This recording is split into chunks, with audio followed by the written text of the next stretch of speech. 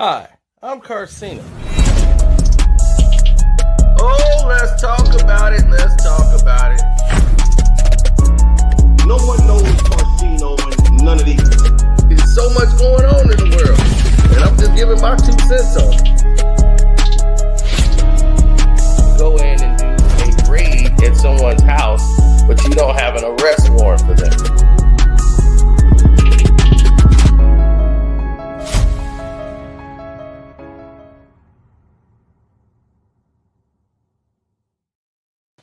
As you can see, this whole thing with Pooh Shiesty and Gucci Mane all stems from a problem with Gotti. Now, everybody and their mama know Yo Gotti always had a problem with Gucci Mane over this baby mama drama thing. So everybody, Gucci goes on the Breakfast Club and they instigate this. They may try to make Gucci look bad because he married him. Like, this chick married him. What was she thinking? Marrying this dude.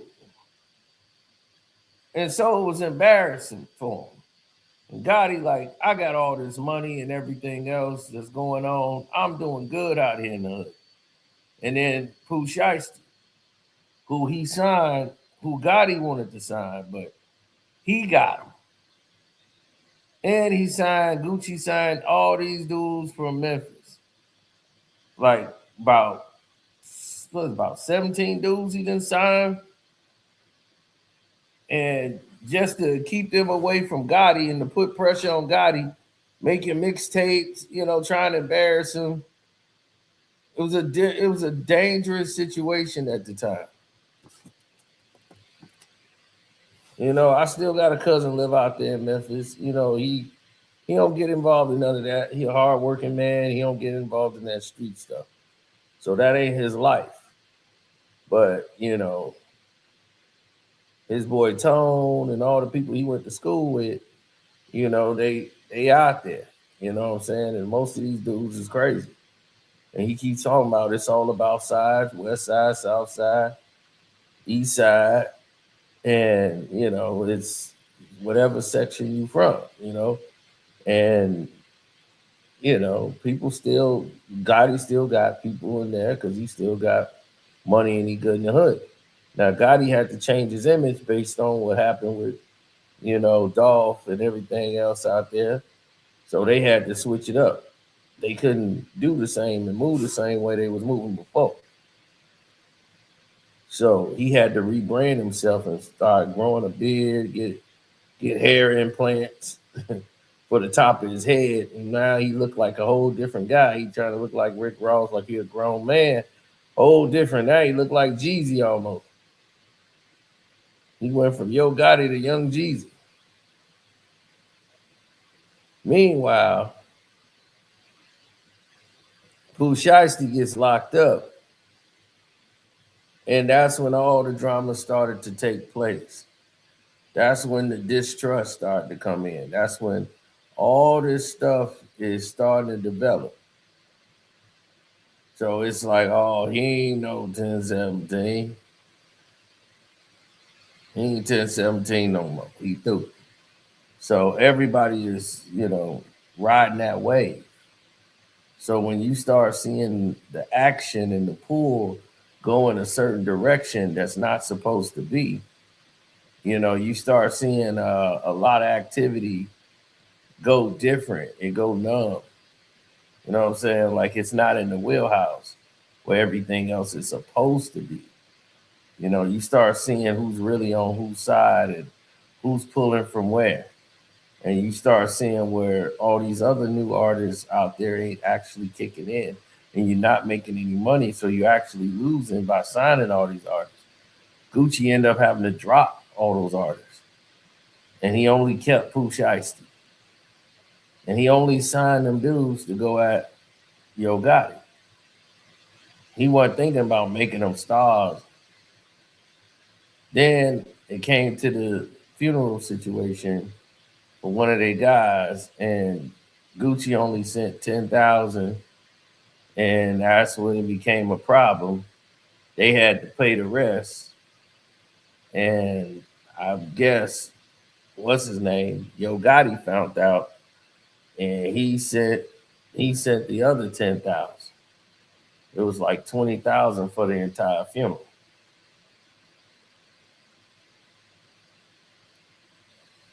Now, apparently, less than a week ago, Gucci Man got robbed, and they trying to say Pooh Shiesty set it up. And this is how the internet and everybody else get crazy.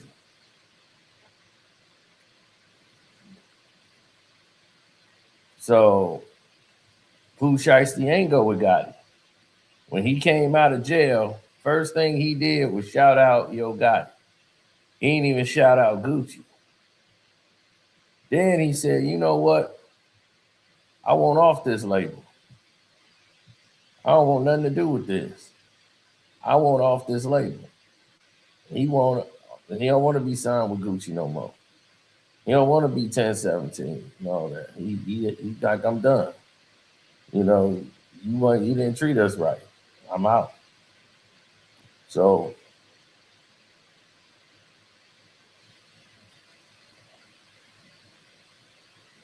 he ain't gonna do that out there, but times done flipped. These dudes is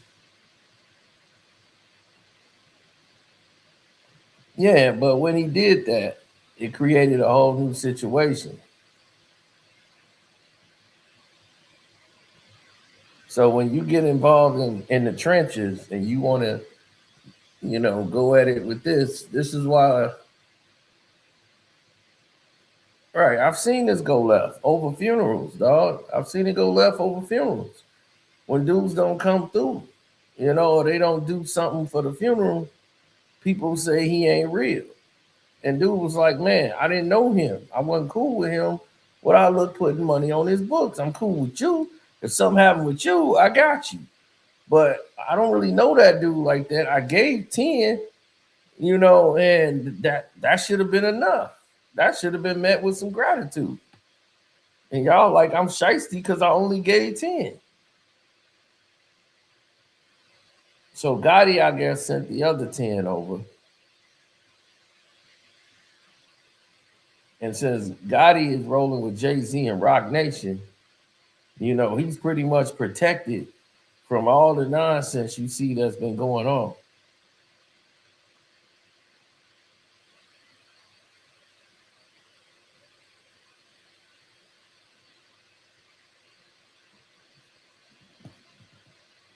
So Shiesty came out feeling like Gucci ain't doing nothing for me.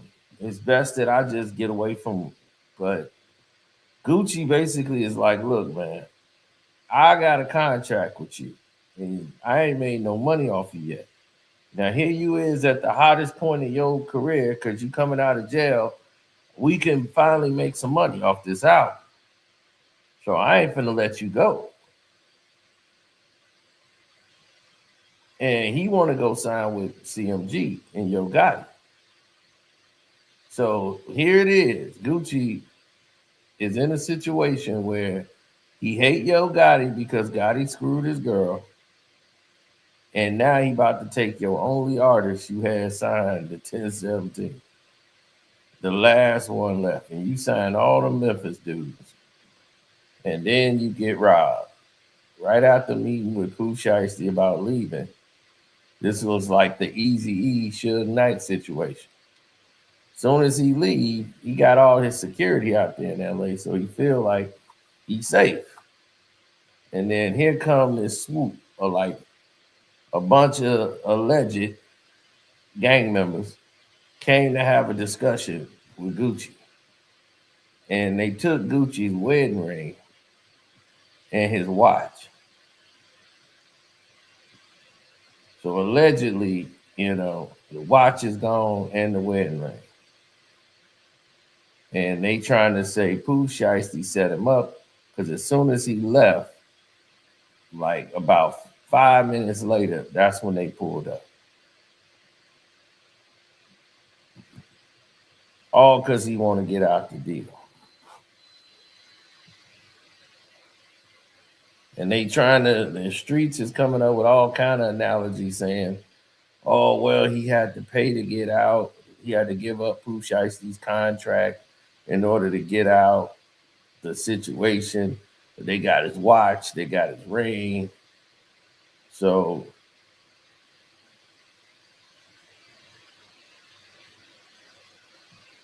you know, it's a major problem out there. And street dudes is doing all the talking now. That's what's crazy. It'd be real street dudes doing all the talking. Before, a street dude wouldn't say a word. Now street dudes are leading the charge. They doing all the chatting. They be like, yo, I'm gonna tell you like this. Mickey gave him the gun. I talked to I'm like, dude, I've talked to people and I know better. So the word on the street is that's what happened. You know, far as I know, Gucci was like, do not say Pooh Shiesty is 1017. Like, he really ain't down with him. But let me tell you something. Just like with Eazy-E and Suge Knight, you can't make anybody sign something out of duress and it sticks. That don't work. Okay? Because you make somebody sign something in duress, they can contest that in the very next day. They have protections against things like that.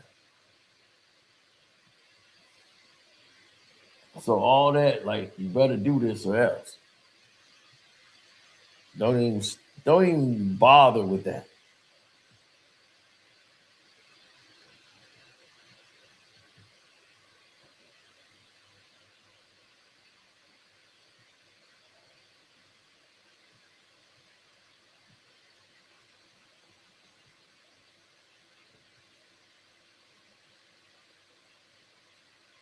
There's so much going on.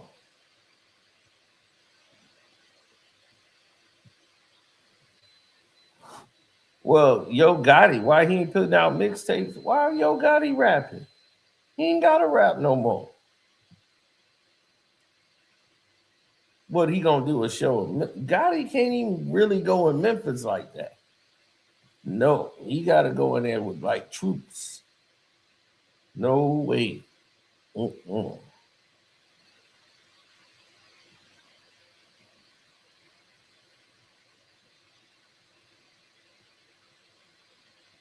The streets is saying it's Gotti. They ain't saying all that. I ain't saying a goddamn anything. I'm saying people got to learn to shut the F up. But it's always over some weakish. You know what I'm saying? That's what be getting me. Why is it always over some weakish over I slept with this girl? You know what I'm saying? It's always over that. And it's the ego and pride because Gotti was tapping the chick. You know what I'm saying? Why? I guess Gucci was in jail. Then she comes back and they still get married. You know what I'm saying? And Gucci feels some type of way. This dude going to Breakfast Club. And it was like, oh, I didn't know he was marrying her. My bad. And you know, and you can't clown somebody from ATL Atlanta Zone 6. You can't do that with somebody with an ego like that. Them dudes don't play. Oh, especially in that area.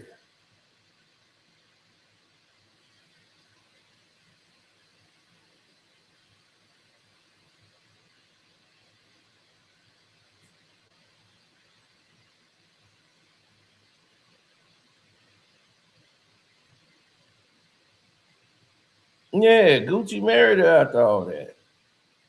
So that's why they was like, oh, Gucci, you a fool. And, you know, they tried to clown him after that. I'm like, man, look, that's that man's wife. They worked through it, I guess.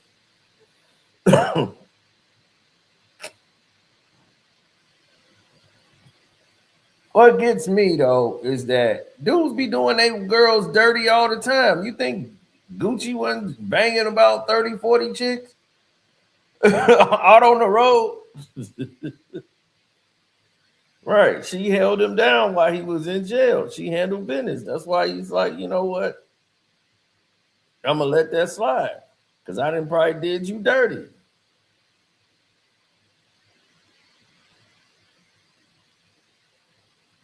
But Gotti tried to embarrass him with it. You know what I'm saying? So,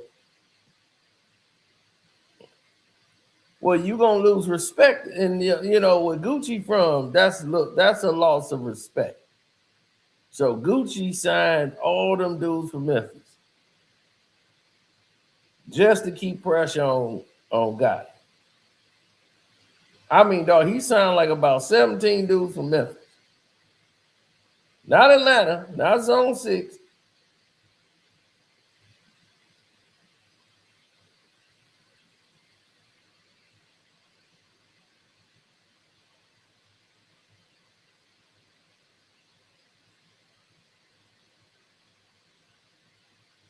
So if they rob Gucci, I'm gonna tell you that ain't a good thing.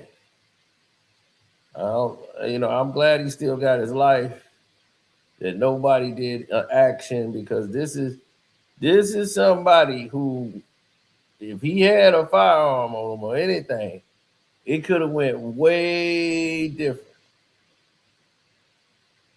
You saw what happened when Pookie Low came up there.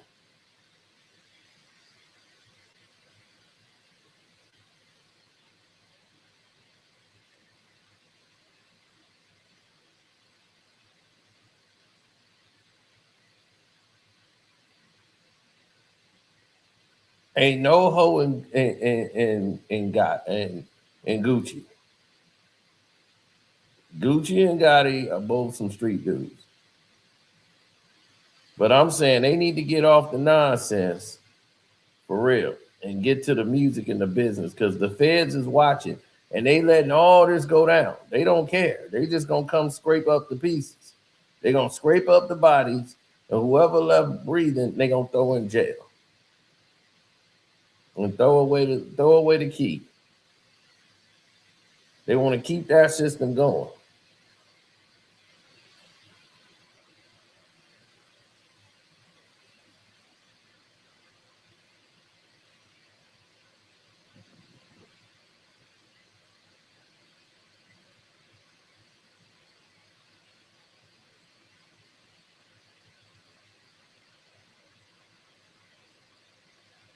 No, I'm saying you heard about what happened with Pookie Low,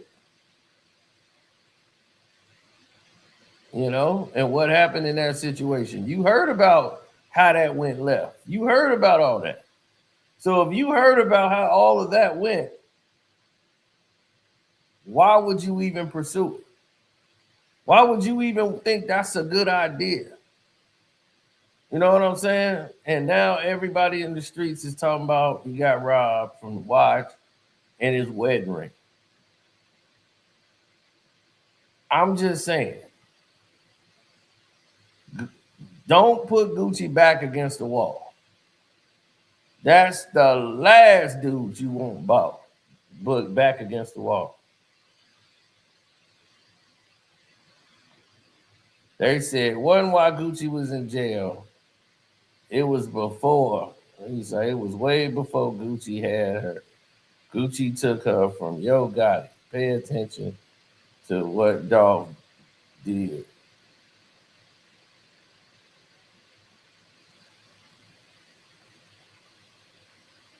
Man, I can only go by what they told me.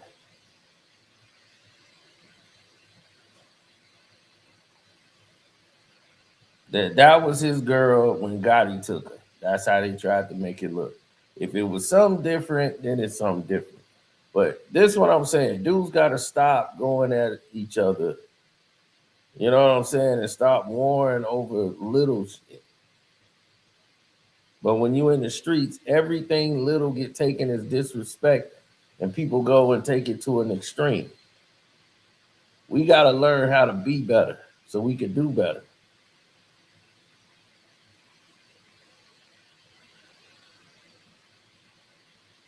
Because all these dudes wanna trick you up out your position, because the whole thing is about making music and doing shows, right? And getting your money. You can't get no money when you're dead or in jail. You know, that's it. Show is over. And they trying to trick Gucci out of his position. Now, Pooh Shiesty just got out,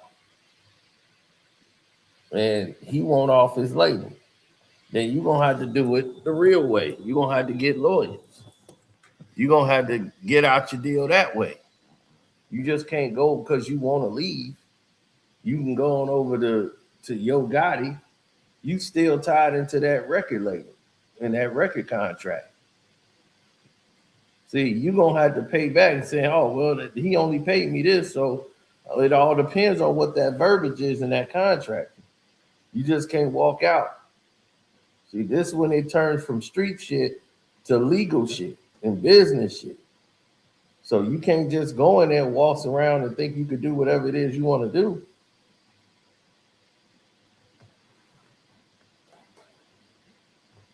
Yeah, it's sick. And everybody around is kind of confused because they don't know. They don't know any better.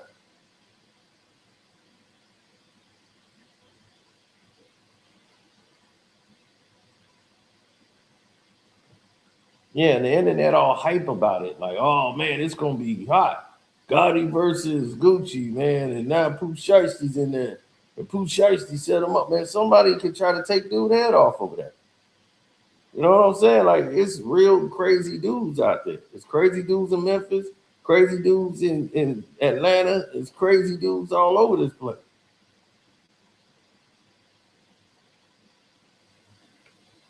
It's crazy people all throughout Georgia now. They ain't even in just Atlanta no more. This place is way worse than Atlanta. I mean, way worse.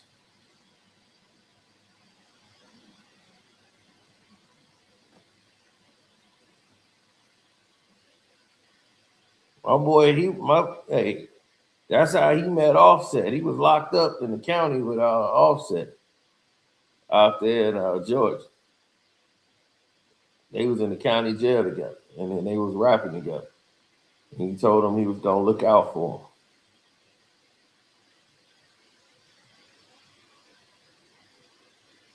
Yeah, he died, but it wasn't from no gangster stuff, man. He died because he had a seizure. He suffered from seizures. I didn't even know he did, but he had a fatal seizure.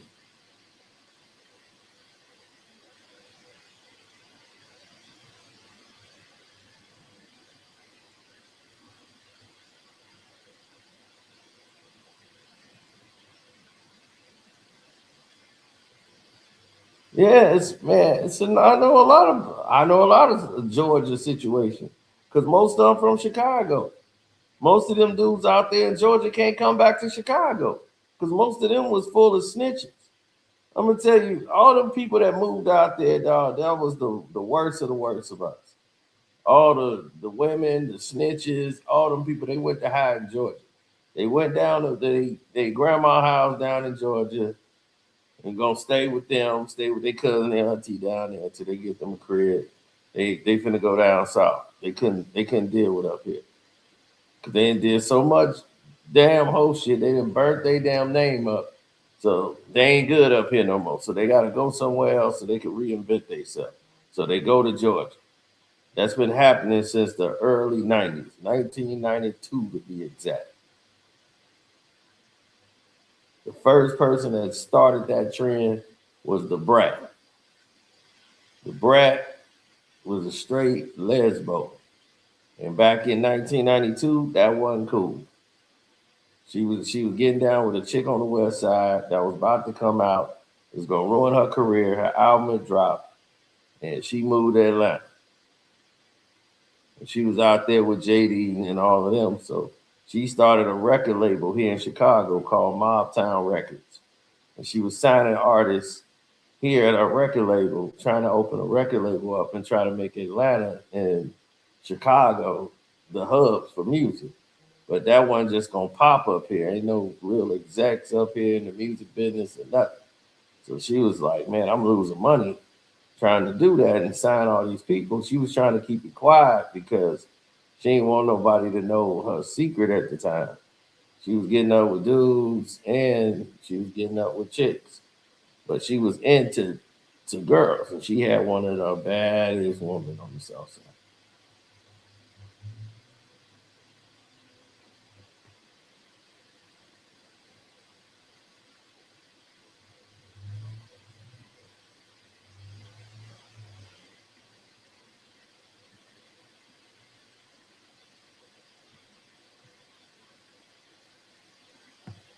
Now,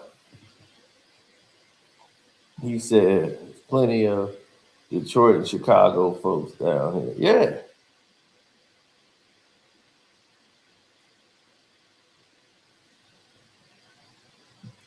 Leave Brad alone. I mean, right now, you pretty much know Brad is a lesbian, right? It's like it ain't a secret now. She's like married to another chick. And they got a baby. She had a baby at like 50. Hey, come on.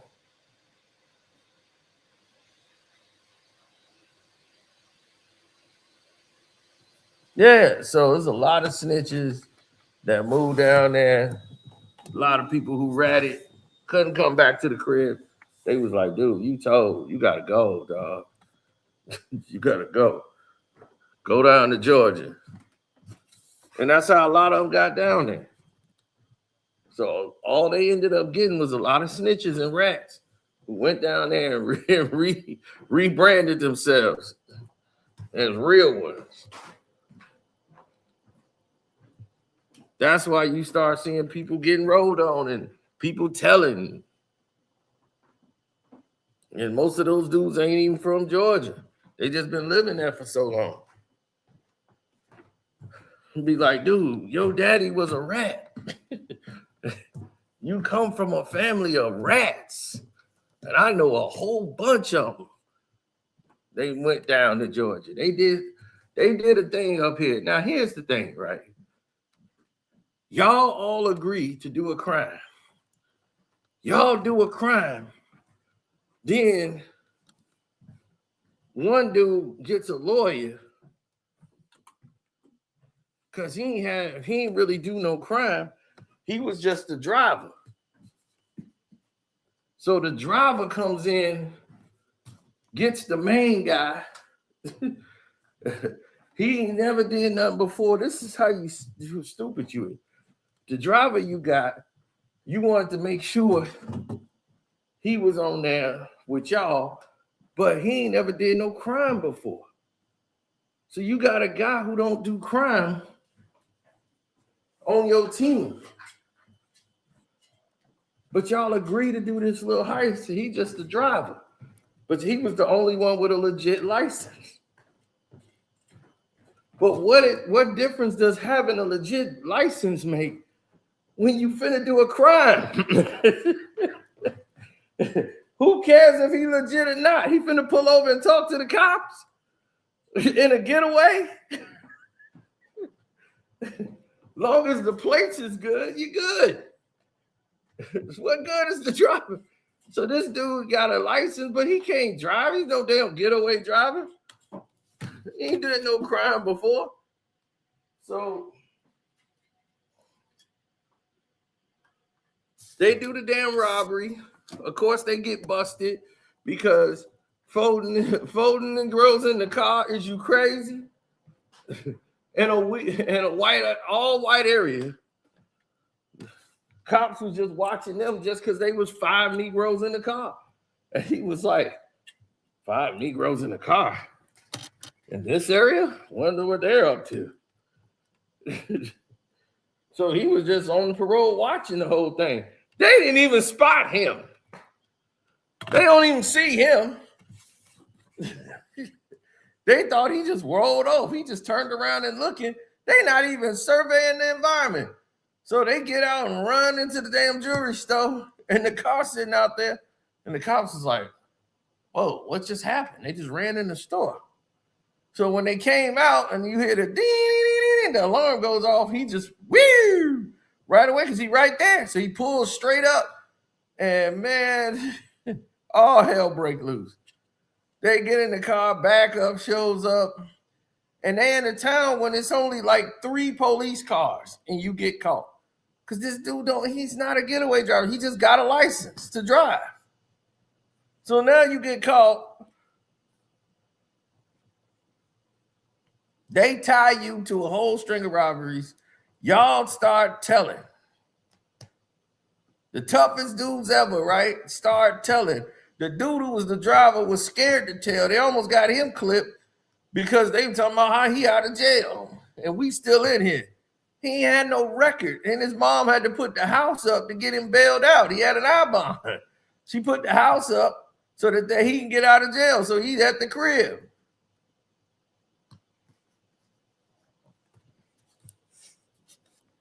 They about to get him knocked. Like, dude, we must have told on us. That's the only way he could be home. He was with us. He was the driver. Yo, you see him, get that nigga. So he couldn't even come outside no more.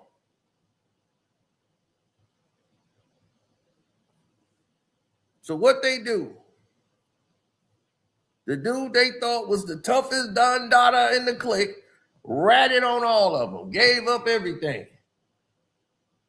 So all of them had to do time. He got out. He did, 20-something days. All the time he did it, it was time served. He was out. All of them had to do like 5, 6, 7 years. So one of them got 7, one of them got 8, one of them got 9. The other one had prior, so he was gone for a while, but he left and went to Atlanta. As he told on everybody, he couldn't come to the hood no more. Moved to Atlanta. His son comes up. One of the biggest goons out there in Atlanta. Running things. Want to be a rapper. Yo, I'm doing start this crew and all that. Now he making videos. Now that was back in the 90s when all that stuff happened. Like late 90s. When that went down. Now, here it is. That's over with. The late 90s is through. They got locked up. They back out. They know he's somewhere in Atlanta and Georgia. The young dude, he out there doing his thing, rapping. They still got beef in the city. They like, we going to go down there and get it to him. So what happened? They get into it in the mall in Atlanta. Now he got all these other dudes in Atlanta who believe he this dude. You know, because his daddy was a real G. His daddy not a real G. Your daddy was a rat. He ratted on everybody. Yeah, his daddy ratted on this guy so he can get out. So your daddy got out of jail, got him with a chick in Atlanta or whatever, Georgia area, had you. Now here you are. 20 some odd years later. And then what happened? Going down to a damn Michael Vick game. Michael Vick was playing. They had a football game. I think it was the Bears. Might have been the Bears playing the Atlanta Falcons. Michael Vick. Everybody was Vicked out. All of a sudden, you said, wait a minute. Is that so-and-so? I know that ain't who I think it is. They see the dude at the damn game, running to him and everything. The dude that ratted on them. They had to go do time all these years. He got to go home, start his family. Dudes at the game in a Michael Vick jersey. They see him at the game. He's trying to explain to them like, yo, man, you know what I'm saying?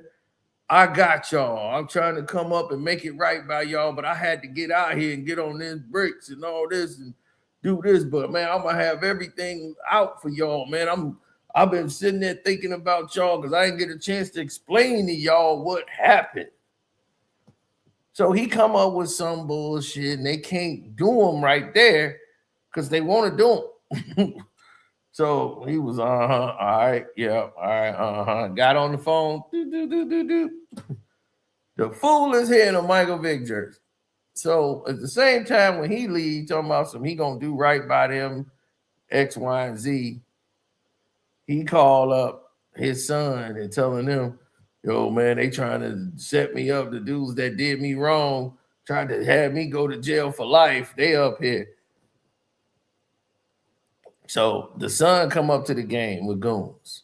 Now you can't be doing no activity like gang stuff at the stadium. They ain't allowing none of that to fly. None of that can go down and down. Like in the downtown Atlanta area is a no-fly zone. Not going down. Can't do it. Yeah, it was real slippery. Yeah, that's a no-fly zone. They ain't tolerating any of that in downtown Atlanta.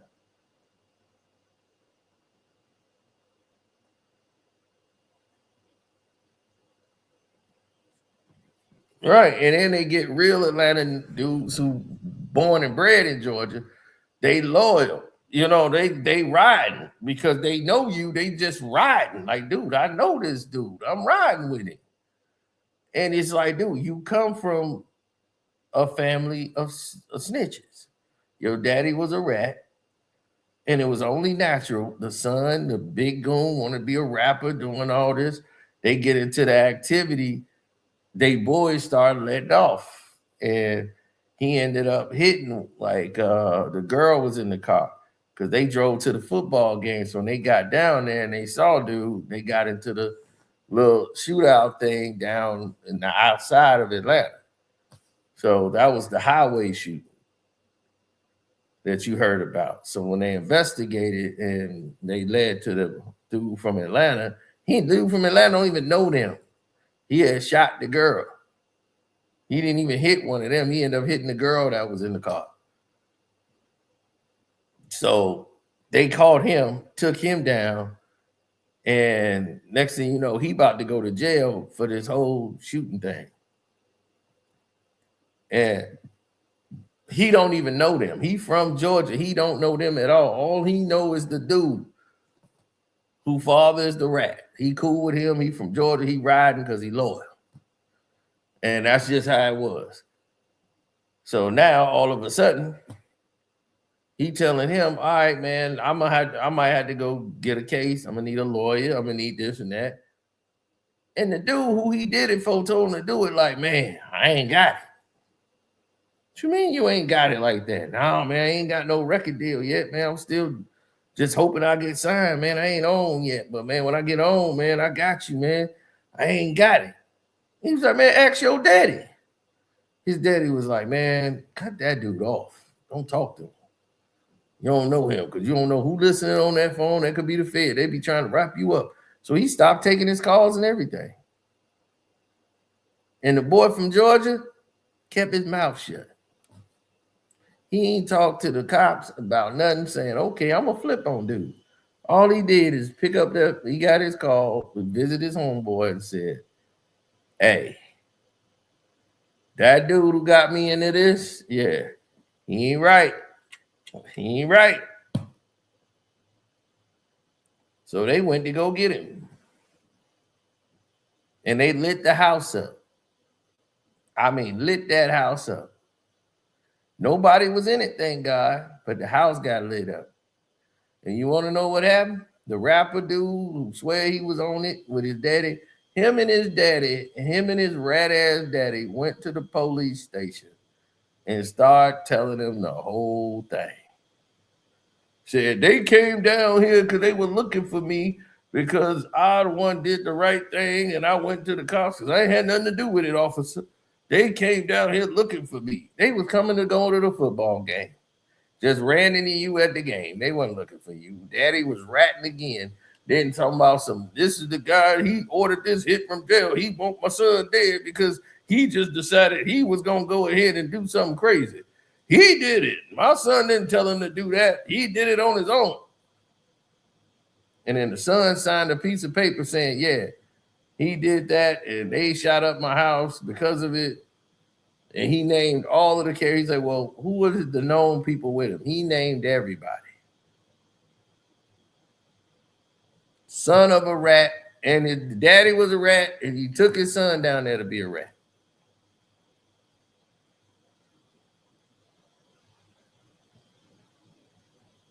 So that's what I'm saying. It's so many rats down there, and Atlanta and Georgia, y'all gotta stop letting out of towners lead y'all. They ain't not from there, dog. You know, I mean, y'all gotta stop letting these dudes lead y'all. Stop letting people from who ain't from your city just because they moved there. They ain't Atlanta. They not Georgia. Stop following behind them dudes. Because they charismatic. You know, most people from the Chi, they charismatic. You know, Georgians are more laid back. You know, they mostly chill, laid back. The charismatic dudes is the New Yorkers that come down there, Detroit, Chi-Town. They come with the swag. They come with all that flashy but loud bravado, you know, and they just be like, all right, cool, I'm going to follow you, homie. You know, it's like, no, you ain't got to do that because these dudes don't know where they going. They just talking loud, saying nothing. And that going to get them in trouble. And that's why when I go down there, I get so much love. It's because I don't move with that energy. I ain't with the rah-rah. I'm going to chill. I'm going to lay back like, all right, cool. That I let them play themselves. I was like, and I had to tell them like, yo, you know, chill on that. You with me though, don't get extra out here. They already gonna be mad. They hoes gonna be on you because you from out of town. You don't know she the hoe of the town. You don't know that yet. You gonna find out though, because the town gonna let you know. It's always gonna. Man, I was at the gas station. They was like, what you doing with her in your car? She the hoe of the damn town. I'm like, hey, I don't know. She in the back seat riding with what's her name now? They like, you riding around with the whole hoe of the town in your car.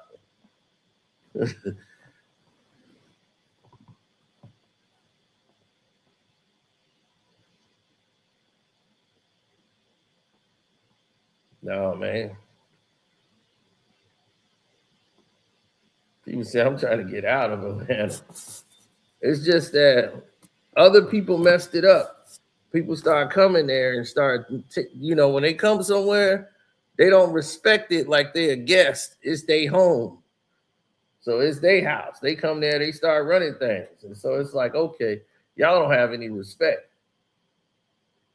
So they just, wherever they go, they feel like they can just do whatever they want. And more Georgians, you know, they just laid back, that nature. So they laid back, they watching it all go down. And while they watching it go down, the scenarios never twist back in their favor.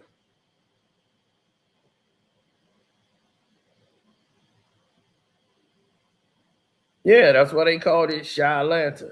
Before it was Hot Atlanta. No, it was Chi-Lanta. Because all them Chicagoans moved down there. All them chicks who got in trouble up here and was about to get their ass whooped because they were sleeping with everybody, man, being a little hoe. And these girls was whooping their ass. like straight whooping their hair. And they just like, look, I'm moving to Atlanta. I'm going to do hair. And they go to Atlanta to do hair. That's why they got down there, everybody down there. They had hair shows and everything. The biggest hair shows ever is down in Atlanta.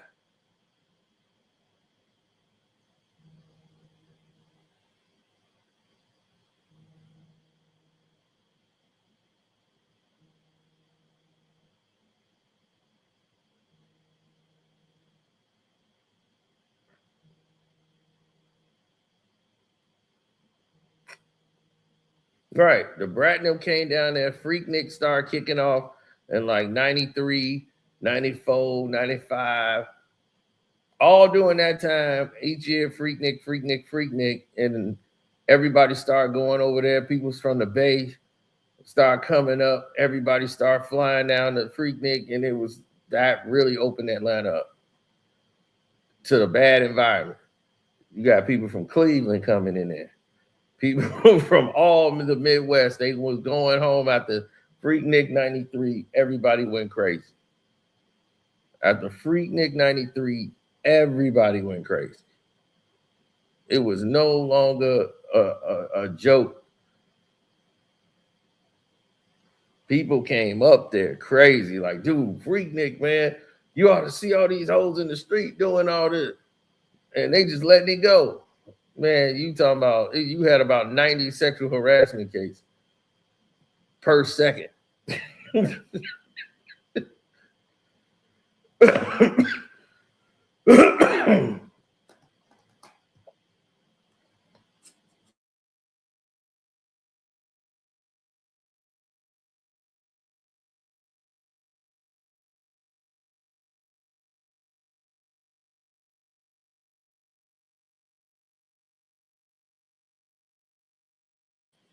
So you got to understand, back then, people used to sneak and smoke. It was not cool to smoke weed. Smoking weed wasn't a popular thing. You was considered a loser if you were smoking weed or caught smoking weed. Once Dr. Dre made The Chronic in 1992, once the Chronic album came out, smoking weed in public, everybody wanted to tell everybody they smoke weed. Yo, I smoked The Chronic. Any day smoking the dirt off the ground, and they calling it The Chronic. Oh, this that Chronic. So I know it ain't. They just put roach spray on it. Man, I'm seeing sparks. That's the roach spray. It's not The Chronic, dog. The Chronic is not brown and black.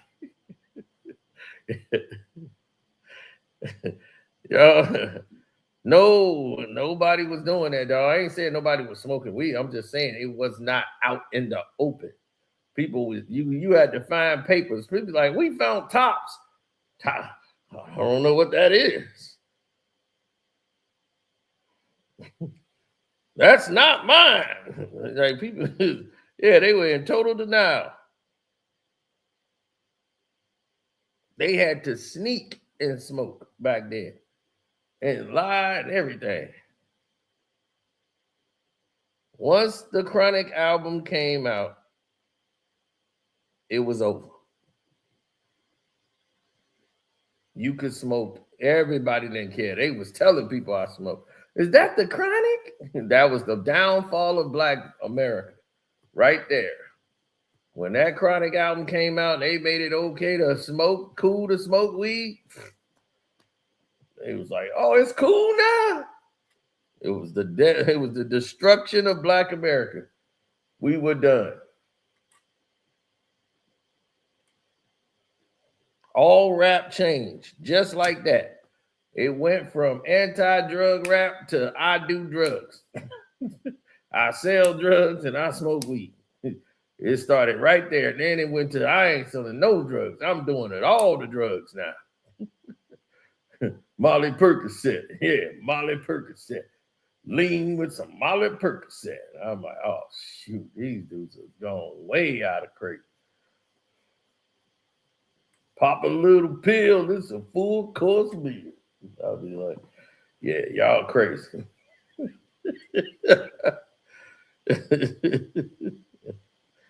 That was the destruction of Black America. That was the last time we was black.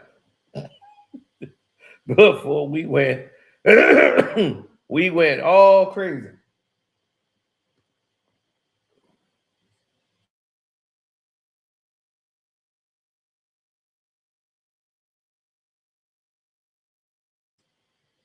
No, I didn't follow the trend. I never did. There's been plenty of people like, yo, man, smoke this. I'm like, nah, I'm good. Why you don't smoke, man? I'll be like, because I see you smoke. See what it does to you. That's why I don't smoke. I don't do drugs because I see what all y'all look like and what y'all do on drugs. Y'all my motivation. So, yeah. Man, you know how much free weed I've been offered? You know, I've been in that room. They was like, they be trying to cover the drugs. They be, oh, it's you. Oh, okay. Yeah. No, he don't smoke.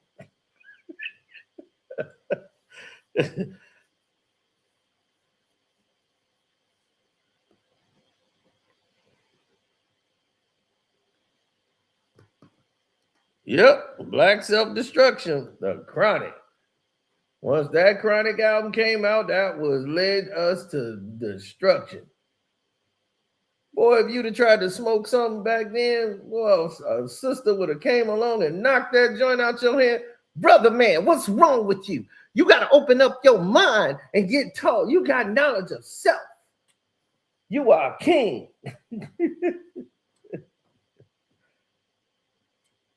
Shoot, you would have never got that. Now, shoot, you don't. She'd be, oh, let me get that. Let me get that with you.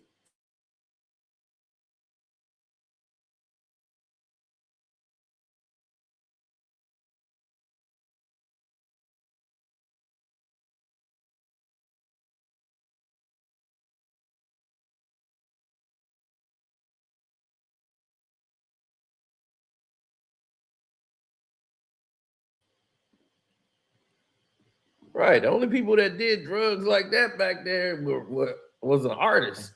If you was an artist, then they'd be like, okay, yeah, he in the music business.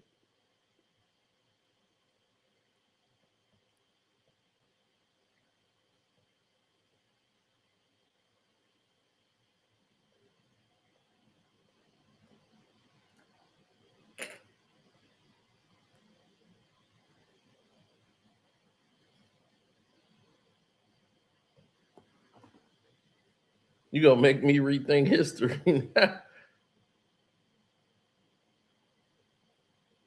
Yep, that was the album that did it, buddy. Everybody started lighting up. That's the reason you messed up now, Kyrie. The Chronic album. The Chronic album let you down, bro.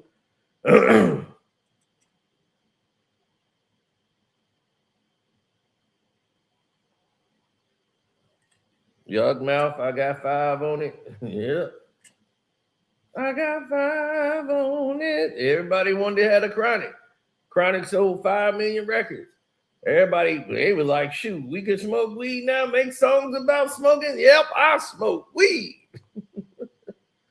You had NWA making songs that was anti-drugs. That was Dre, the same guy. Yo, I still express, though I don't smoke weed or sex, because it's going to give a brother brain damage. Brain damage on the mic don't manage nothing but making a sucker and you equal. Don't be another sequel. Then he went from that and he made the Chronic the very next year. He went from I never smoked weed or sex. And next thing you know, Dre is smoked out and on the Chronic.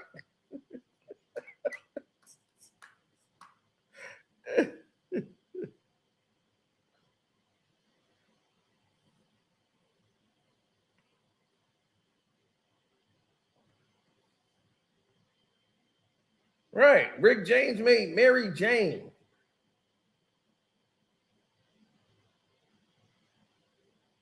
Love with Mary Jane. Yeah, they used to smoke the Mary Jane in the privacy of their own home somewhere. They not outside riding in the car with the I'm in love with Mary Jane. She's my main thing. They wasn't riding around smoking like that to no Mary Jane. No way. They had to hide. They be somewhere in a breezeway, like in a huddle. Paranoid as hell. They was not doing that. Like only musicians and rap artists. Rick James smoked the blunt in front of the sheriffs, state police sheriffs. He didn't give a damn. That's Rick James.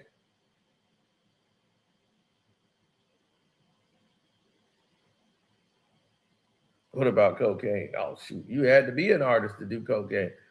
Even black people couldn't get cocaine back then. It was too expensive. That was called the white man's aspirin.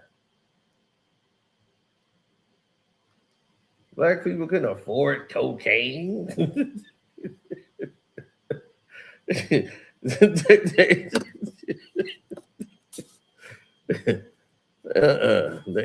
were, no, that is crazy. Back in those days, you had to know somebody downtown or be at a party with them so they could sneak and do it, or you was in the industry. That wasn't no regular street drug. Once they start rocking it up for cheap and made crack, and now that's what they could afford.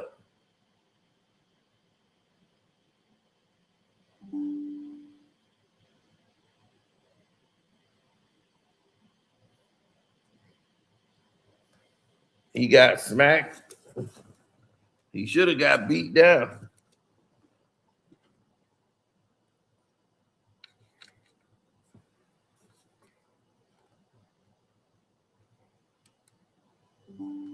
Coke destroy your life. Weed don't. Yeah, weed is the gateway, baby. You think they just started with Coke? They were smoking weed first.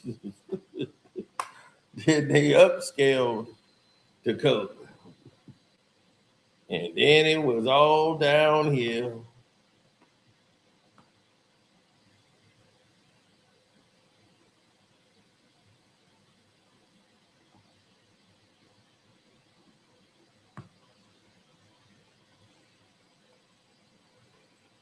Well, good. I mean, hopefully they smacked some sense into him. He needed to be smacked 10 years ago. He should have been smacked. I hope they keep smacking.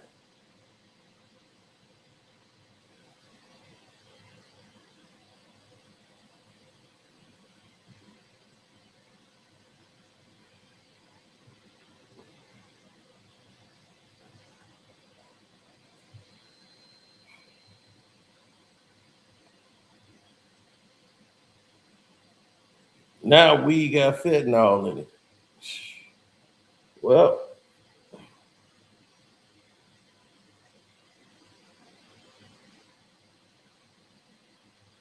that's too much exposure. I ain't going nowhere near that stuff.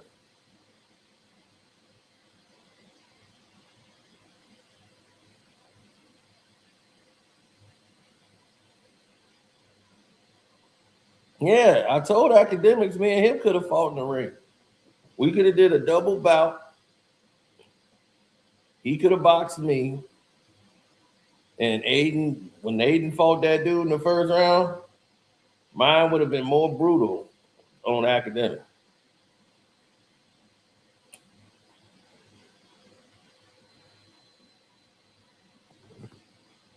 I offered to fight him and he ain't say nothing.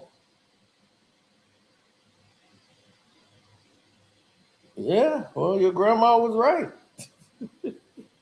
That's why y'all be like 27 looking like y'all 45. Because y'all done smoked y'all damn life away.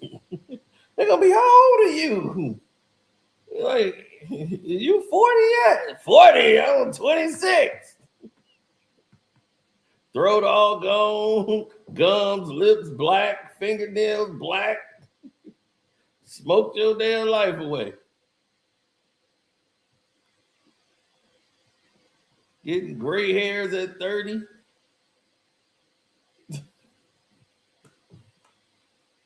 Hey, man.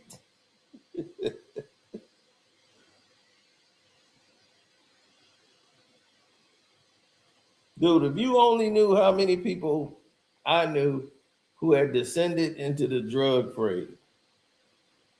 Oh, that my baby in here. Look at my baby.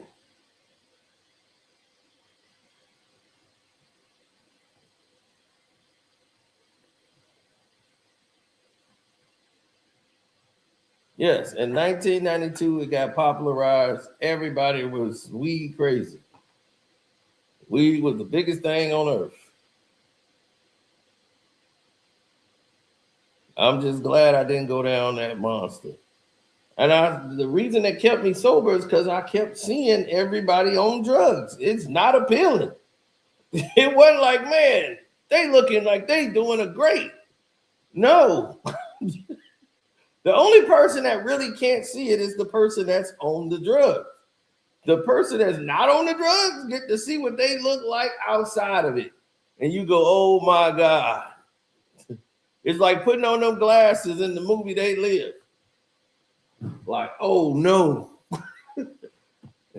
That's what got my boy to stop. He went because his girl told him, I bet you can't go 3 days without doing drugs, getting high, nothing. He was like, 3 days? That's nothing.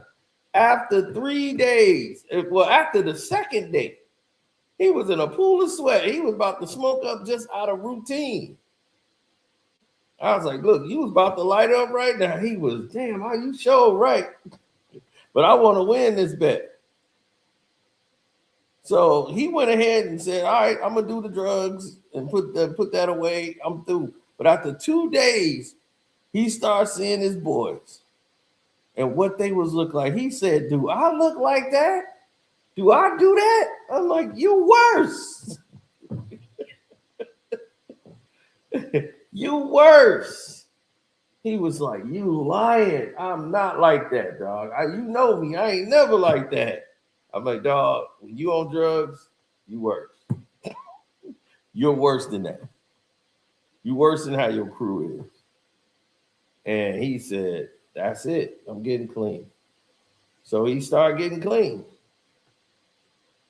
Right then and there. He saw that. He was like, nah, bro. Then he tried to get them clean. And they turned on him. They turned on him for trying to get them clean.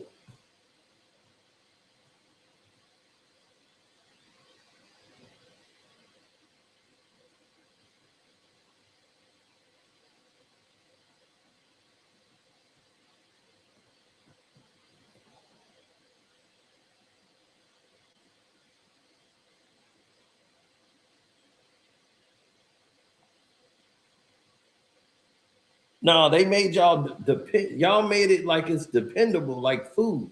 You don't need weed. Weed is what weed keeps you from doing things that you're supposed to do. I've seen people on weed, they'll sit there, they have the greatest ideas in the world. They be, what I'm gonna do is I'm gonna save the money. I'm getting this check back from the government, right? So when that check comes, I'm gonna save. I'm not gonna put it in my savings. I'm gonna put it in another savings account. What I don't even touch it. And I'm just gonna let it sit like a CD. Yeah, a CD. And then I'm gonna let it grow. Get about a 12-month CD. Just don't even touch it. It's free money. It's coming from the government. Don't even look at it. Just let it sit there. Then after 12 months, I'm probably gonna make another 3K, probably 1.5 off of it.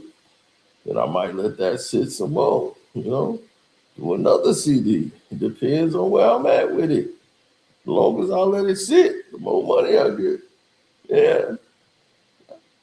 I can diversify my bonds. Next thing you know, 5 minutes later, I'm hungry. You hungry? Dudes start getting up, cooking some of the stuff that don't even belong together. I'm like, dude, you cook rice-a-roni with pancakes.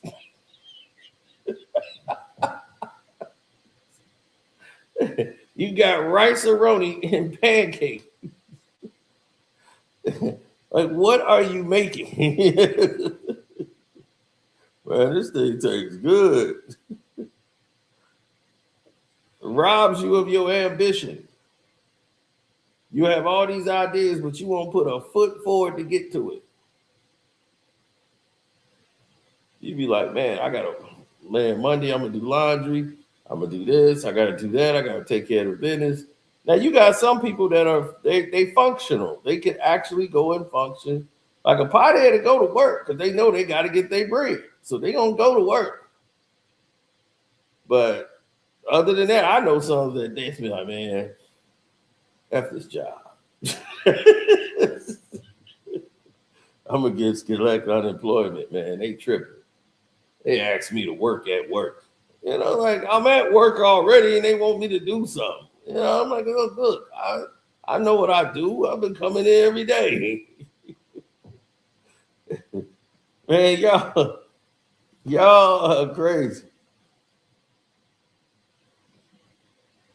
He's like, that's in our young days. We vets now. Yeah, you vets now. You at the point where you really ain't doing shit.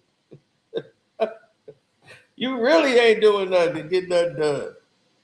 I didn't watch them all do it. I'm like, man, they have no ambition to do something. Because it's crazy. Because they used to commend me like, man, every time you say you gonna do something, dog, you do it. That's what I like about you, man. That's what I always respect about you, man. You say you gonna do something, man, you do it. I'm like, well, that's why I said, because I'm gonna do it. What's stopping you from doing that? You said you was gonna wash those clothes. They've been sitting there for 2 weeks. You ain't got a job no more. You're in mama house. Man, mom said she was gonna do it. He's like, I'm like out of touch. Now athletes are smoking weed. Yeah, they are. And they're the most dysfunctional people they are. You think these athletes are on the up and up? They're the most sloppiest people you've ever seen in your life. You think an NBA player, man, they used to taking their sweats, throwing them on the floor, and then the ball boy got to pick it up, throw their drawers everywhere. They're the sloppiest, messiest people you've ever seen in your life.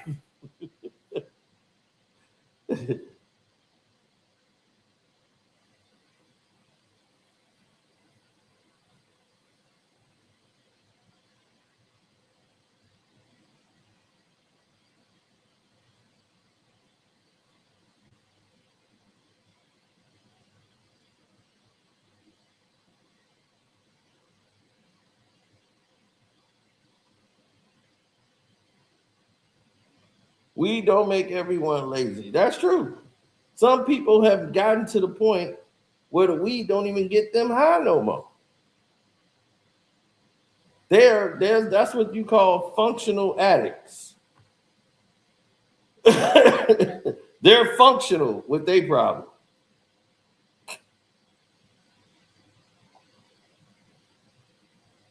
You ever seen a person that smoke now? That stuff don't even get them high. They got to go to a whole new extreme. They need a whole nother strand.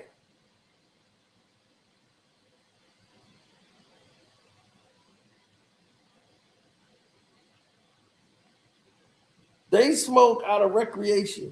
My boy was right in front of the cops with his arm out the window smoking a blunt like it was a cigarette. I'm like, you right in front of the cops. He was, oh, I didn't even know they were there. I'm like, dude, I'm in my car. I see you. I'm like, what is he doing? He didn't even know they were there. Well, he was, yeah, man. That's it, man. I didn't even see him over there, man. I was smoking for a mile. I was just riding and smoking down the block, man. I ain't see him.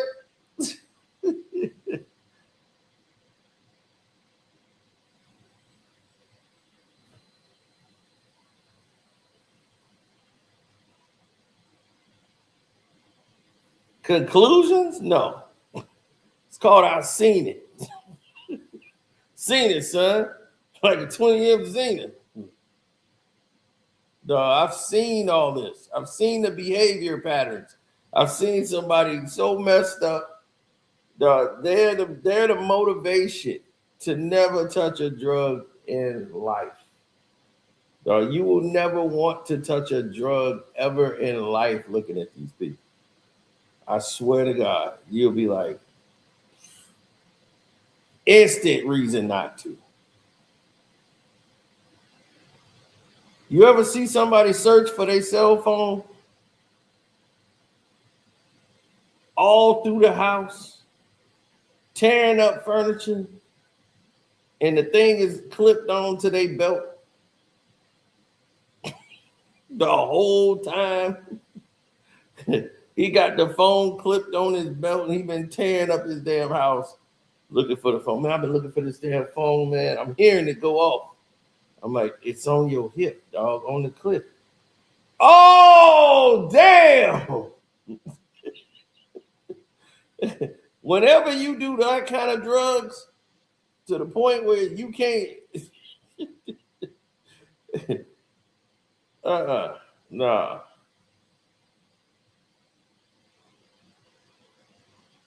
I told you, I done seen things. I done seen people go smash up aspirins, sniffing up Vicodin and all kind of stuff, gone completely crazy.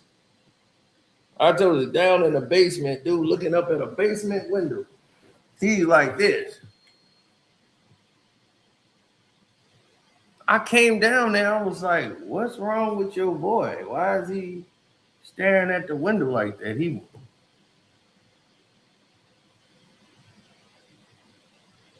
just staring at the window like with a mean mark, like thinking somebody might come in, and he had a whole like a little mirror thing full of coke, and he would stare for like 30 minutes straight, then go.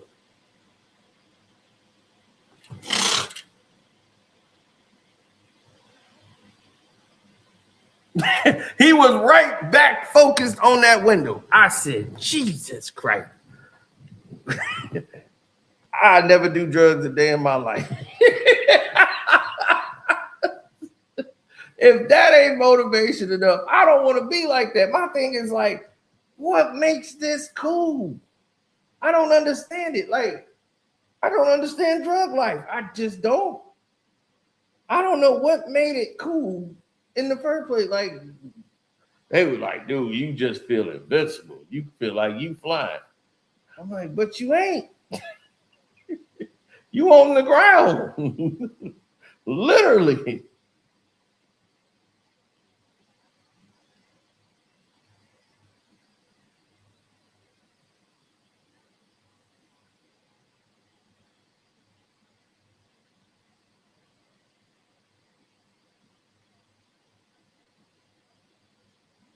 Oh man, down south, man, they didn't turn into the syrup and pill. Man, this dude down here trying to fight a damn stop sign. It was like, uh-oh, he fighting the stop sign. He finna go down. he trying to fight the damn stop sign.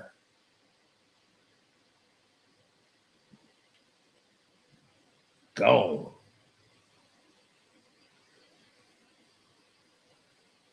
This is why. Stay sober, my friends. Stay sober. You know, people that's trying to get sober, help them. Stay sober.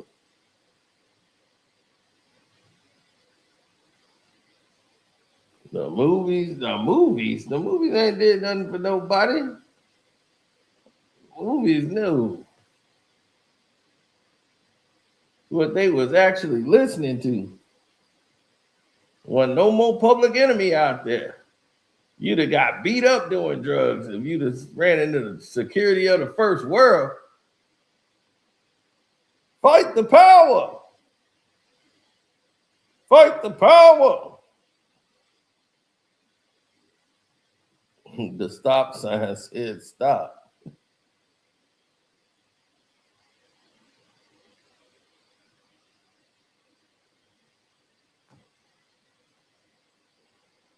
Ain't nothing wrong with smoking weed. Smoking boys. Weed too expensive for me. It's too expensive. Price wouldn't be the. I wouldn't have no problem with it whatsoever. The price could be 10 cents. I'm good.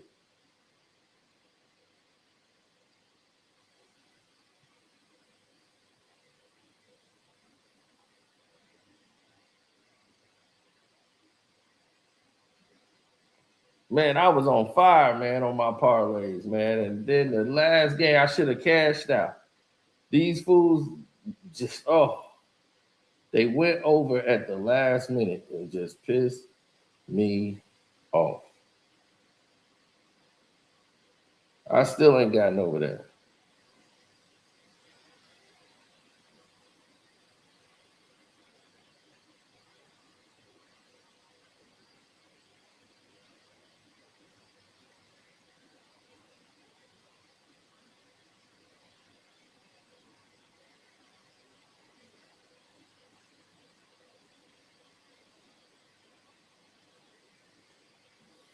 Yeah, diabetes is a killer.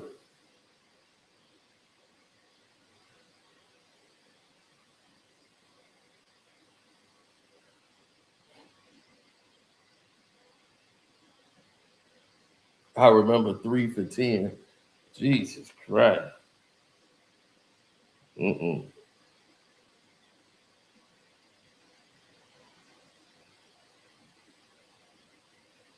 Well, anyway, I'm out of here. I got stuff to do. I'm gonna holler at y'all later. He said, "Yo, dog, you been losing lately? Oh, you got to stick with me. I'm on point. I just went too far with the last one. That's what got me just aggravated. I was, man, you want to talk about pissed off?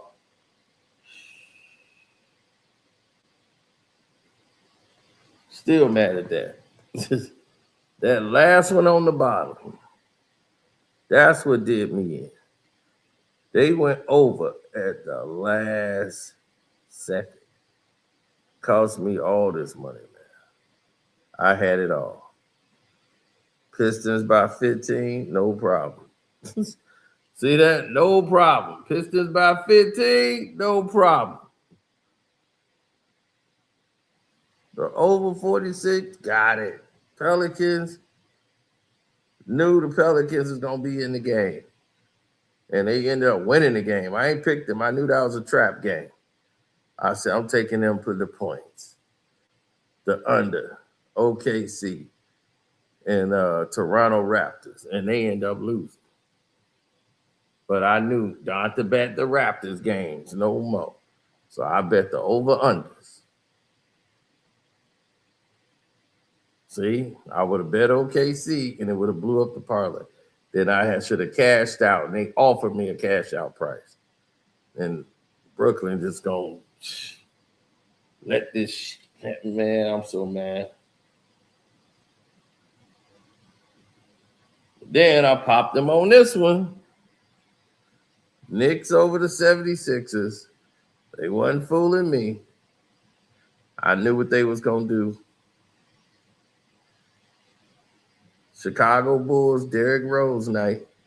Lakers came back and got my money.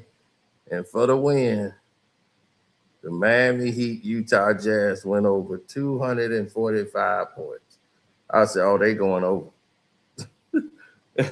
And I got paid. So I've been on a roll.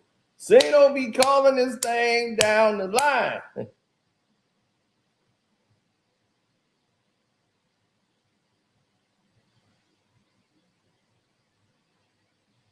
I just don't want to cash out and lose it because if I'd have cashed out and they'd have went under and I'd have lost that big money, I'd have been pissed. They offered me half the money. That's what got me. And I'm like, man, they offered me half. I should just take it. Should have did it, but what the hell, man?